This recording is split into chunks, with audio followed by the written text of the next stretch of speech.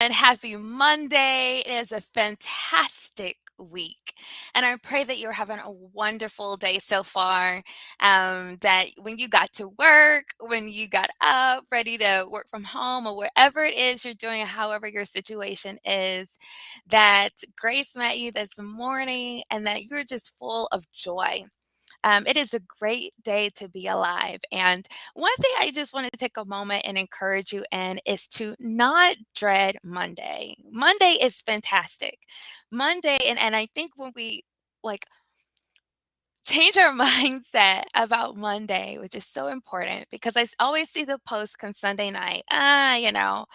Um, dreading Monday, dreading going to work, dreading what the week is, going to hold. And it's like if you change your mindset and say, you know what, I'm breaking up with Friday, I'm going to start dating Monday because I have so much more going on in the week than I do in the weekend. There's a lot of purpose there. There's a lot of intent there, right? It will truly make a difference in your life. And so I just want to encourage you this Monday to really think about what are you looking forward to this week and not just the weekend, but actually what are you looking forward to throughout the week, right? And really set your mind on those things.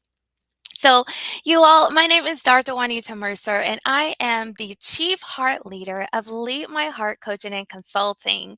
And I'm super excited to jumpstart our new series this month for the month of August called Cheers to New Beginnings, where we're talking about starting new projects. Now, if you've been following me for even the last couple of months, we kind of started in this series with projects really in the middle.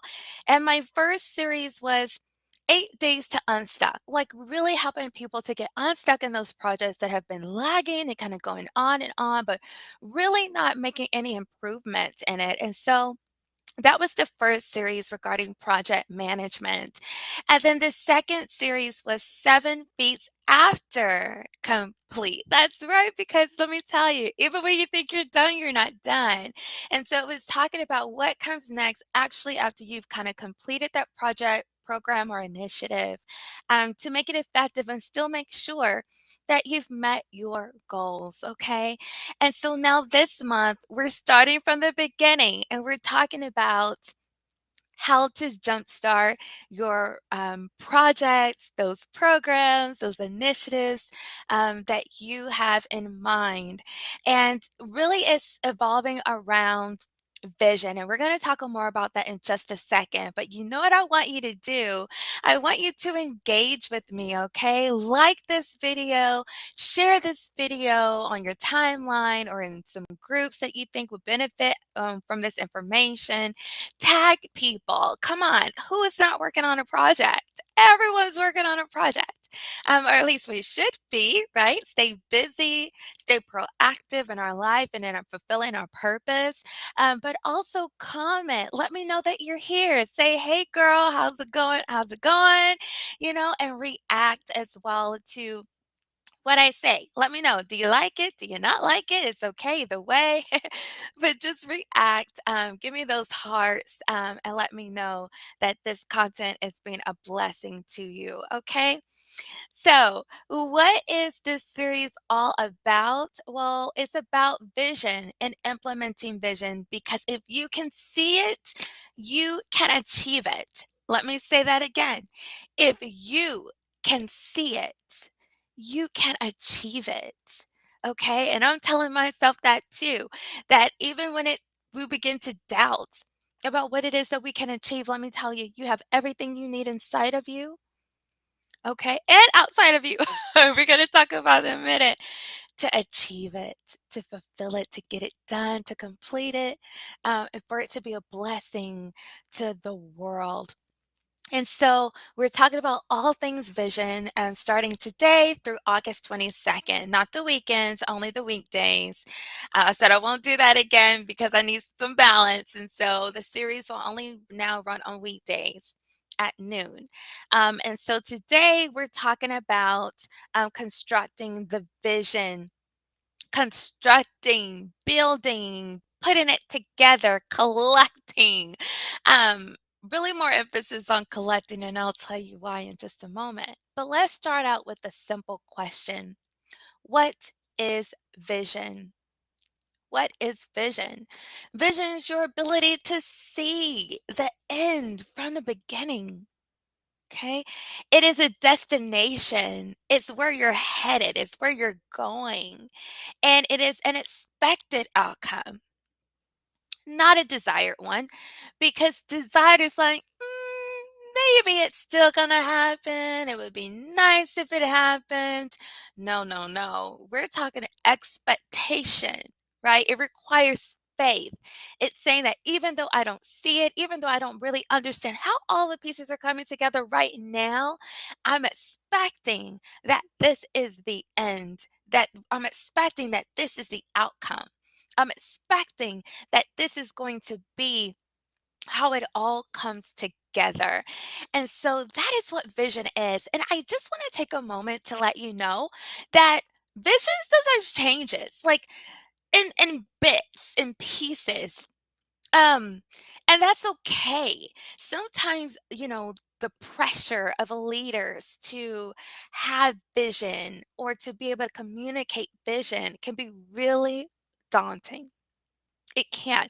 It can be a heaviness because in your mind, you're really saying, I don't really see it all, right? I don't have all the answers. And that's okay. It's okay, right? If your destination is Toronto and you've never been there before, you have an idea of where it is. You have an idea of how to get there, but I don't know what I'm gonna see on the streets when I get there. I don't know what the people are gonna be like, what it feels like, right? How exactly I'll get around. I have some ideas, but my point is that's what vision is like. It won't be every little piece, but it's the destination, the destination to get you started. Okay, and so I just want to kind of relieve a little bit of the pressure, okay, for you to feel like you have to know it all and you don't. But let's get some wisdom here. Proverbs 29 and 18, the King James Version says, where there is no vision, the people perish. But he that keepeth the law, happy is he. Y'all, and I have seen the truth of this in my own personal life. I have to be honest and transparent, y'all. I have come to realize that in getting to know myself better, that if I don't have vision, like ongoing vision, if there's nothing for me to look forward to, if there's no, um, you know, no destination that I'm headed to, if that really isn't something on my mind, gosh, I start to get depressed. I start to um, really kind of allow my overthinking and things kind of consume me. And I realize the importance, even in my personal life, how important it is to have vision. And so, I see that where there is no vision in my own life, I perish. And so I'm constantly, seeking God about what is it this I need to work on this week. That's the vision for this week, the vision for this project, the vision for this organization, the vision for this relationship, right? The vision for this event, right? It's that destination. And so when we think of the word vision, here are some other synonyms for us to consider. Perception, yeah, right? The lenses that we use. Inspiration, it inspires people, right? It helps us overcome the daily challenges knowing that where we're headed is worth it, right? The airplane flight might have been annoying, right? It may have taken longer than usual to get from place to place and air flights delayed. There's a lot of that going on right now.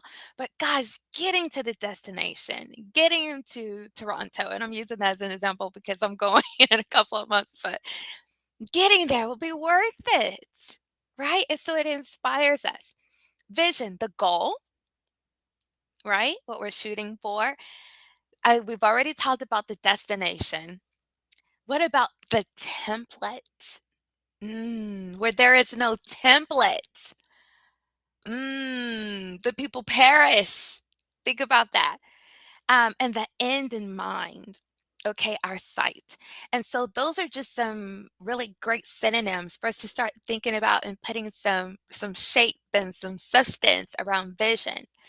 And it says also, but he that keepeth the law. And so I started thinking about synonyms with the law, and I wrote down guidelines. He that keepeth the guidelines. The infrastructure. Yes, I love that word. It's so important. Developing the processes, the procedures, the mannerisms of getting things done, the methods in organizations or our personal lives. The path.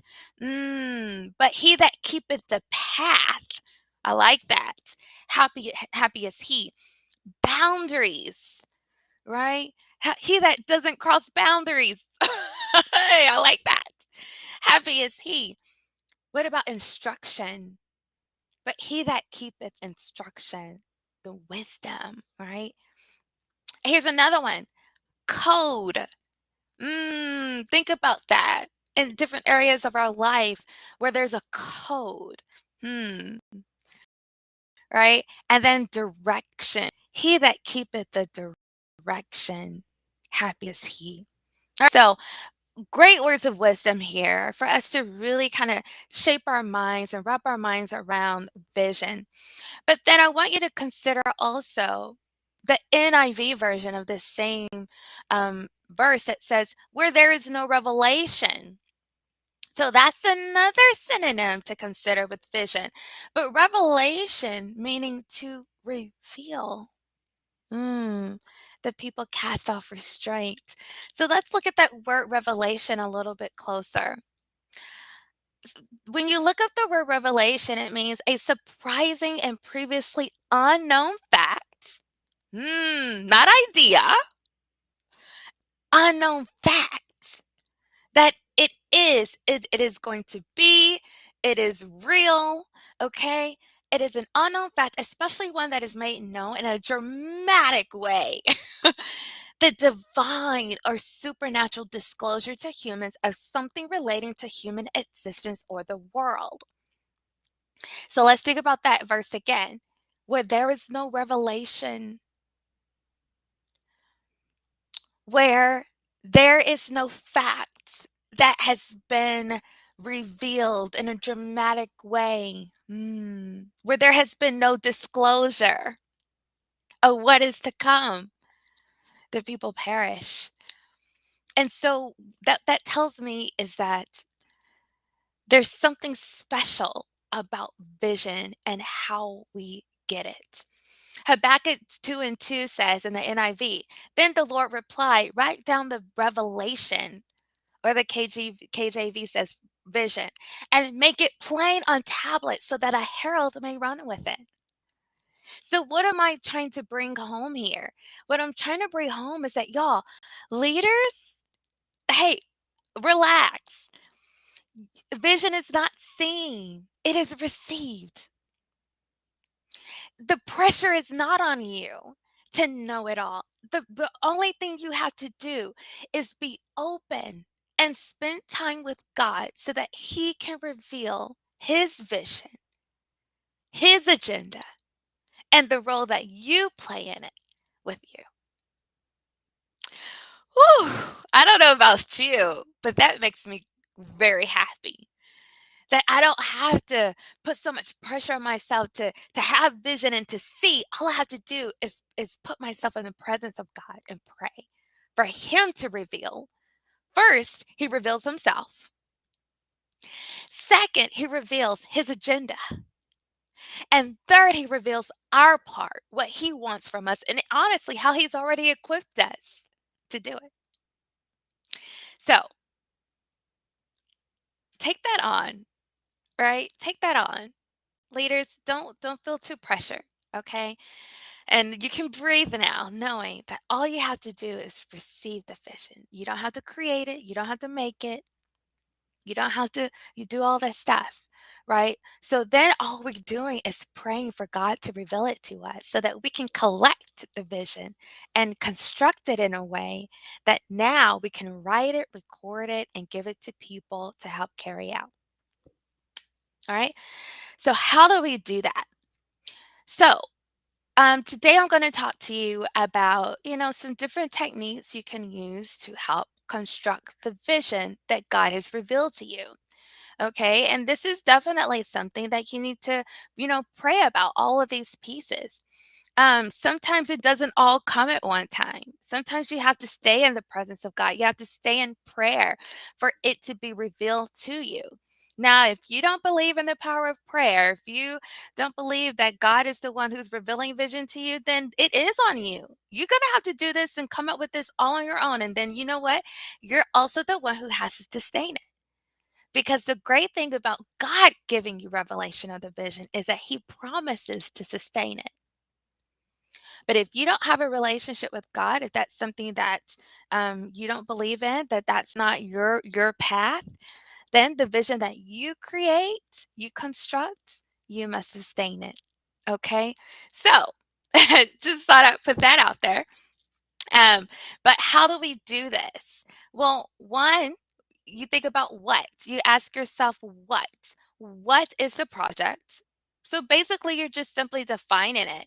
And then what do you want people to experience? What do you want people to feel?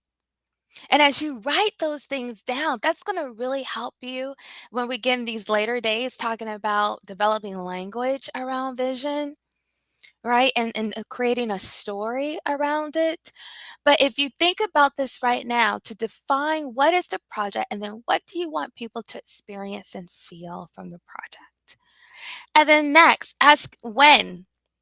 By when does the project need to be complete? Okay, that's important. Time. Putting some time perspective to it. Okay. And then why? Why is the project important to you? Have you even thought about that? Why the project is important? And then why are you or your organization the best for this project? Think about that. That's a hard question. That's a challenging question, isn't it? It's like you're wanting to do this, but why are you the best one to do it? What unique qualities do you bring to the table? How are you equipped to do it? Yeah, that's important. Because if you don't first believe that you're the one to do it, that you're the right one, how are you going to convince other people that you want to partner with you to join you on the vision? Okay. And then where? Where will the project be constructed? Okay, so you're adding some location to this, some different dynamics of availability. So like where will it be available when it's completed? So this is thinking about like location, but also where are your stakeholders? Where is your target audience? Where's your target market?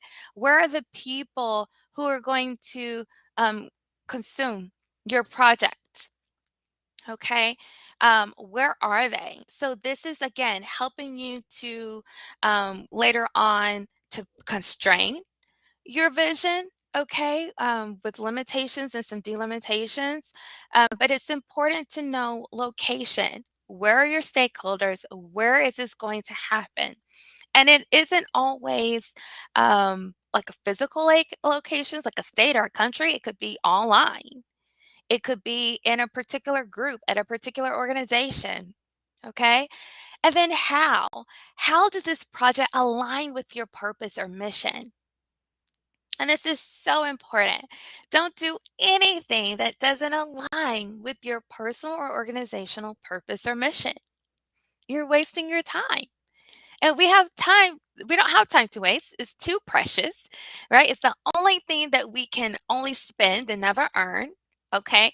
So, how we spend our time is so important. So, make sure that what you're doing is in alignment with your purpose, okay, and your mission. And then the last question to ask is who is the project for? Okay.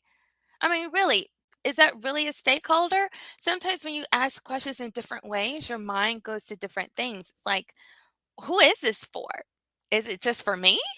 Well, if it's just for me, that is it really to the benefit? It might be. Maybe it's to help you be um, more productive, more efficient, and that's okay, right? But also, it might make you think about who benefits from this, right? Who benefits from the project and who will lead it? That's another important question. Who will lead the project? Is it you? Is it someone else? Have you talked to them about it? Are you making plans with them? Right? Are you just going to throw this on them, which is not the way to do it? Okay. And then also, you need to write some statements as you construct the vision here. Write your purpose and mission statement. Okay.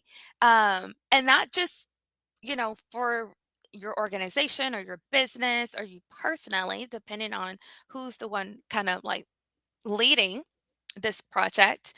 But also, it could be your project purpose, your project mission statement, and then writing your vision statement along with that. So now that you have all of this information, how do you put it all together? Okay. So that's one way for you to construct the vision. And then another way to fine tune it is to go back to SMARTY goals. And SMARTY goals, we talked about this in the 8 Days to Unstuck series. And it's really, really important to get this on lock. And that is S, to have specific goal for your project, right? What is it? You define it. What do you want to accomplish? Okay. M, make sure that it's measurable. Like, how will you know when it's done? How will you know when you're complete? Okay. A, make sure that it's achievable. Okay. Now, I will say this, when God reveals vision to you, it's always going to seem unachievable. It's always going to seem far-fetched, so far beyond what your capabilities and what you can do. But that's the beauty of it, because it's just a reminder that you really can't do it on your own, that it requires leading and guidance of the Holy Spirit, but also a great team of people to work with you. Right? Because we're all meant to live in community with each other. And so, even on the projects that you're doing, even look for opportunities to work with other people. You have the right heart and spirit towards it, the right mindset that can really partner with you on this. R, make sure it's relevant. Again, relevancy, bring it in alignment with your mission and purpose, relevant to your stakeholders, relevant to your target market. Okay. T, that goes back to when, right? The questions we asked about when, like when does this have to be done? How do we put time to it in a way that is going to still be relevant when it's done, right? Um, and then also make sure it is yours. It is yours. That is your goal, that it's something that you truly want to achieve. And I'll be honest, sometimes when God reveals vision to me, I get that Jonah spirit. I'm like, nope, that's not what we agreed to, God. This is not what you showed me before. This is different. This is changed. And it takes me a few days, but through prayer, I start to warm up to it.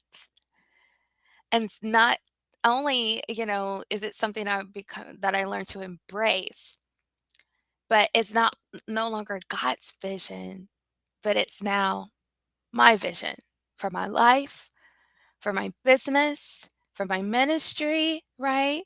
For my purpose, for all of it.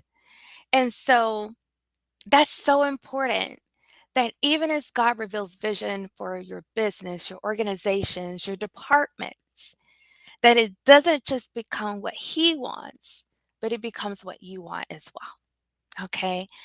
So that you truly believe in it and that you have the faith to pursue it. So, y'all, that's today's content. And so, what I want to leave you with is pray for God's revelation and vision so that you can write it down and make it plain, that others may take it and run with it. Okay. And that is the importance of starting this way, of putting vision on paper and really writing it out. So let me know what you thought about today's episode of Cheers to beginning our new series for this month. Do you agree? Do you disagree? And this is something that I do for you all. It is free. I don't expect anything. And so for me, as Lead My Heart does provide many different lenses, three different lenses. Christian, faith based, and just spiritual, which means universal connectedness. My heart is from a Christian perspective. And so I take the moment to I take the opportunity here that's presented to encourage you in the Word of God, and to help you realize that what we do is not at work and in our organizations and in our business is not meant to be separate from the wonderful and beautiful and amazing things that God wants to do in our life. It's all inclusive. And so I pray that you're open to that. But I do want to encourage you to, be in prayer yourself. Okay. So again, let me know what you thought, comment below. And then also continue to follow us at Leap My Heart 2022, okay, on all social media. And again, this will be going live on Facebook, YouTube, and LinkedIn every day starting today through August 22nd on weekdays at noon Central Time. Okay, so thank you for joining me today for, again, the first episode of Cheers to New Beginnings, where we talk about how to start projects and understanding that if we can see it, we can achieve it. So have a blessed day, everyone. And remember, in everything you do and with everything you have, love God and love people. Goodbye.